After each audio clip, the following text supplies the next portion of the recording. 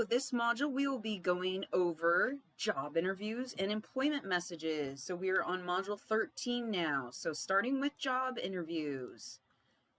What are the learning outcomes of this small lecture? To explain the nature of structured, unstructured, stress, group, and virtual interviews. So yes, there are all sorts of different kinds of interviews. Explain the steps in the interview process. Prepare effective answers to questions often asked in job interviews, including illegal interviewed questions. There are certain things that hiring managers and human resource departments cannot ask you. Compose effective messages related to employment, including application, follow-up, thank you, job acceptance, job refusal, resignation, and recommendation request messages. So the different types of interviewing, we have the structured interview, which is when the interviewer follows a predetermined agenda. There is a checklist of items designed to capture necessary information from the interviewee, and the interviewer possesses comparable data for evaluation. We also have the unstructured interview, which is free-willing exchange that may shift from one subject to another depending on the interests of the participants. So it's more of a free-flowing type of interview. So you'll be able to tell in your interview if they have paper and they're going off questions one by one, or if they're kind of casually just having a conversation with you. The stress interview is designed to place the interviewee in an anxiety-producing situation in order to evaluate performance capability under stress. I've actually never had one of these, and they're not that common, but just so you guys know what a stress interview is. A virtual interview, which has obviously become a lot more popular in the past couple years. Interview conducted using video conferencing technology, series of interviews where the candidate is interviewed by different interviewers, or phone interviewers, which screens and narrows the pool of interviewers. So Zoom interviews, as an example, very popular right now. Make sure you know how to use Zoom properly. Interview prep, research the company and the position, study yourself to identify if and how your qualifications could match the job. Plan a professional appearance, so make sure you have your outfit planned ahead of time. If something doesn't fit you right or maybe looks too old or worn, make sure you have plenty of time to either borrow or purchase a new professional attire.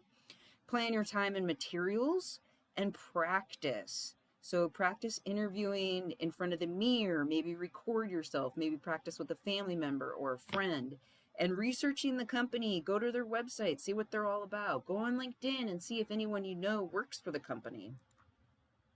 So at the start of the interview, use the interviewer's name and pronounce it correctly. Hopefully it's an easy name to pronounce. Apply a firm handshake. Right now, people may not be doing handshakes. Wait to be asked to be seated. Maintain appropriate eye contact and use body language to convey confidence. So talking with your hands. Looking them straight in the eye, not looking down, not having your hands twiddling your thumbs in your lap. So avoid doing any of that sort of thing. Be conscious of nonverbal messages. During the interview, present your qualifications. So select points of emphasis that match the job description. Since you already did research on the job description and the title, make sure that you emphasize that you can perform these tasks. Provide evidence of interpersonal skills, so maybe examples of what you've done in the past. Exhibit logical thinking and creativity. Display a professional attitude, so make sure you're talking professionally. Your gestures are professional. You're not saying, you're talking very professional. During the interview, discriminatory hiring practices, questions to avoid, nationality and religion. So these are questions that the interviewer cannot ask you. Nationality and religion, age, disabilities and health conditions, marital status, arrest, and criminal convictions. Be prepared to ask questions of the interviewer. So not only are they interviewing you for the job, but you're interviewing them for the job as well to make sure that it's a good fit. So ask questions about the department, maybe how many people are in the marketing department. How many supervisors are there? Maybe you can get some insight on what's worked in the past and what they're planning to do in the future. And maybe you can ask them something specific about a product or service that you saw when you researched the company online. And responding also provides insight. Interview closing. Do not prolong the interview. Understand subtle cues from the interviewer about the end of the interview. The tact used to close the interview is as important as the tact used in the beginning. So stay professional, have a memorable closing statement, something like, thank you for this opportunity. If you hire me, you won't be disappointed. Thank you for your time. I'm ready to get started. I hope to hear from you soon. Things like that. And again, practice, practice, practice. You can also maybe Google some other things of what to say too. Baseline, so soft versus specialized hard skills. So soft versus hard skills. There's a difference between the two. And we kind of maybe learned a little of this when you're doing your resumes and cover letter. So some soft skills could be emotional intelligence, communication skills, team skills, flexibility, creativity and entrepreneurial ability, social sensitivity, interest in lifelong learning, and hard skills would be considered discipline, specific skills, and technical skills. So some examples of these skills for soft skills: communication, planning, teamwork, collaboration.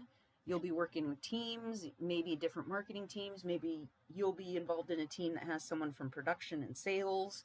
Problem-solving skills, Microsoft Office, organizational skills. Hard skills, examples could be operations management, budgeting, scheduling, staff management, customer service, project management, or retail industry knowledge.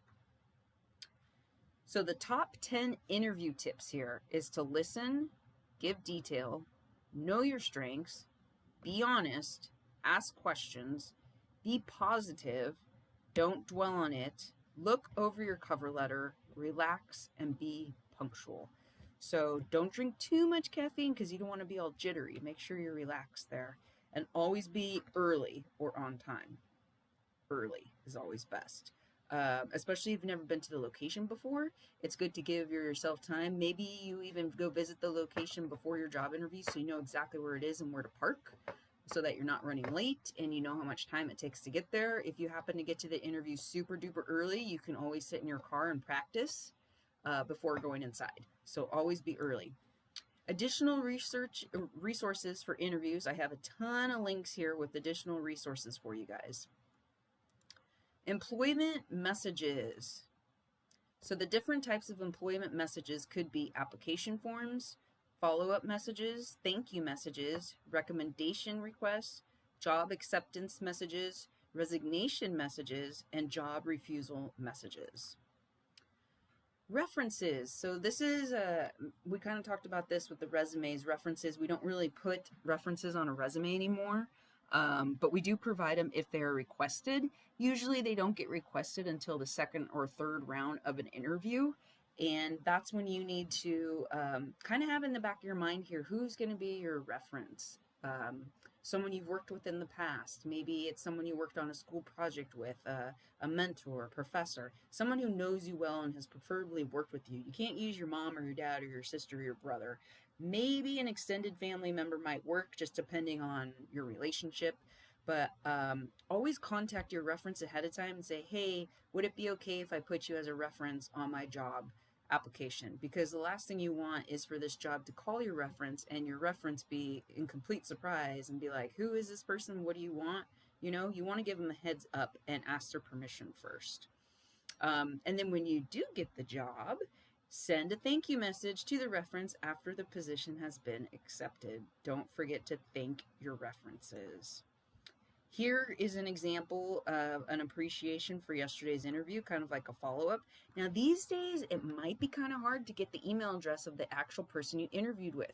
If it's a big company, you might only have the Human Resources Department email address, which is okay. You can just email them, and they can forward the email that you write up to the person who actually interviewed you.